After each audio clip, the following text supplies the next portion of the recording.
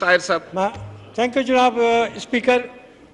Sir चाहिए तो ये था कि आज पार्लियामेंट के इस मुश्तरका इजलास में मुल्क की बिगड़ती हुई अमन अमान की सूरत हाल, बदहाल मईशत और रेकोडेक जैसा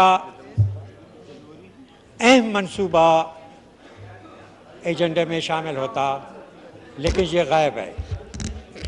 जनाब स्पीकर, रेकोडेक गोल्ड मनसूबा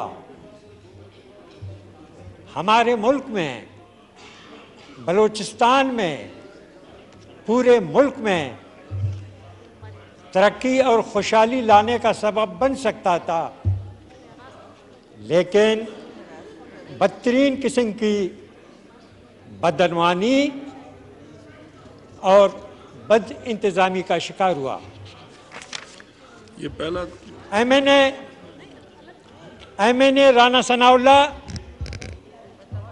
जनाब खुर्शीद शाह, एमएनए अली वजीर, सेनेटर आजम सवाती के हाथ पर तो हत्याकरी लगी, लेकिन जिन लोगों ने, जिन अफराद ने सोने और चांदी के इस खजाने को तबाह बर्बाद किया, इनमें से किसी एक के हाथ पर भी हत्याकरी नहीं लेगी, क्योंकि इनके हाथ लंबे थे और पहुंच दूर तक थी। थैंक यू जनाब। मैं सर जस्ट आपका पॉइंट आ गया। You made your point.